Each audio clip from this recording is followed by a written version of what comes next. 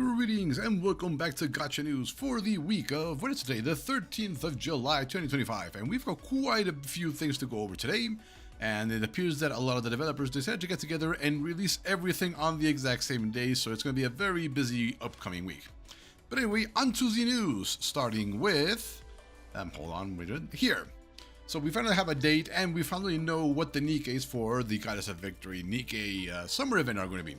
We have Dorothy, we have Elec as the new units, Rappi as the Gacha skin, and Tove as probably the login reward skin. Senti right over here already has her on the current battle pass if you wanted. And I believe that is it, but let's exit this right here. Where is the X? Here is the X. And let's slowly go up and show you what is coming. So, first we have Dorothy. This is her shooting animation. This image doesn't have it, but it's on YouTube if you want to go look at it. As you can see, people are excited. It has been over 2 years since original Dorothy was released, so it was about time she got either a summer or an altar. And then slightly up here, we have the actual animation. Come and join me if you would. I was just about to pour myself some tea. Here we go, hold on. Let me do this for you guys.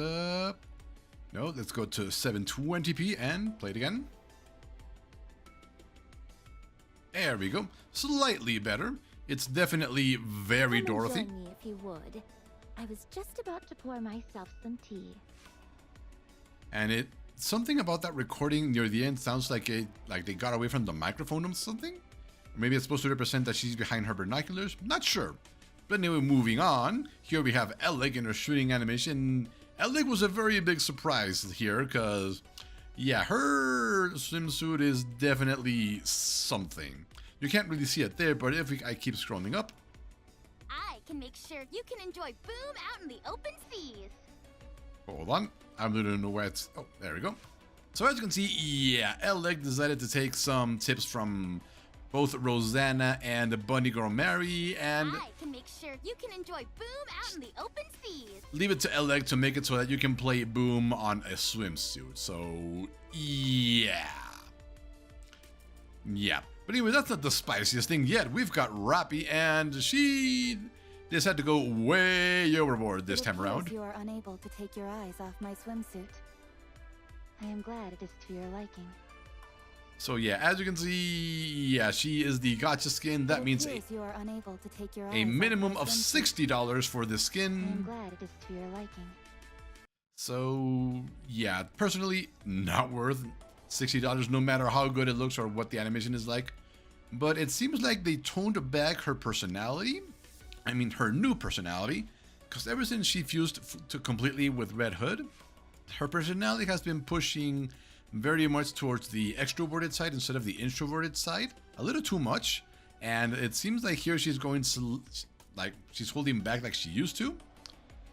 Which is a good because she was going through a very quick personality change during the story. So hopefully they tone it back a little bit. And they haven't released anything on Tove's skin outside of the original video teaser, which is down here. If we try and find it, let's mute this. Tove is over there, but still nothing. Freema is apparently showing up. Let's see, there's Tove. Apparently she is particularly afraid of ghosts. Oh, and we've got... Is that Maiden and Pepper? I think it is. So we might get a swimsuit for Maiden as part of the login or something. Not sure on that. There's Rappi. There's the mysterious antagonist, probably. And there's Dorothy dancing in the moonlight. And... well, maybe we can get a good look at Tove's swimsuit here. Let's go. Let's mute you. Come here.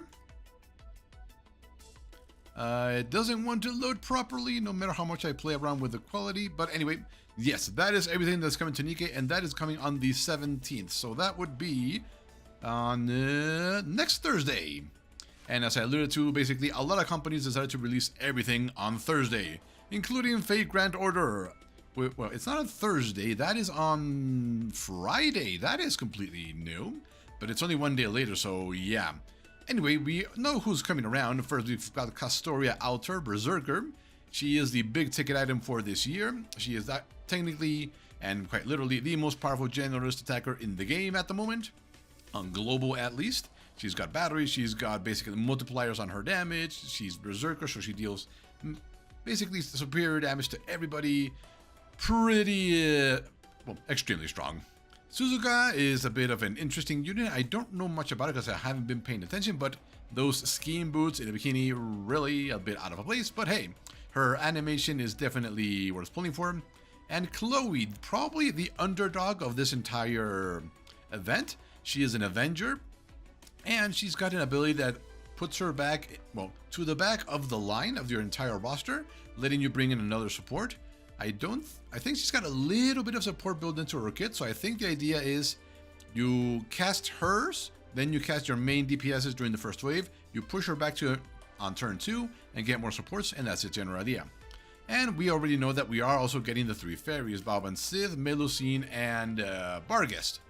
Out of all of them, I think Melusine is the one a lot of people are saving for, including myself. I managed to save up enough points to guarantee pretty much everybody on the banner at least once, so good for me. And then we're also getting some costumes for the men. We've got introverted Oberon, and then we've got finally the manly Gawain, manly Lancelot, and a manly Tristan. We got these skins all the way back in the Hawaiian event during the first Summerfest, so it's nice that we're finally getting them back. Although Lancelot's a little way too dark, it doesn't really look that good. But Gawain is definitely way out there. And I really think that is all there is to mention about the event. It is coming out very soon, so yeah. Then we have Arknights, who is also releasing it on the 17th.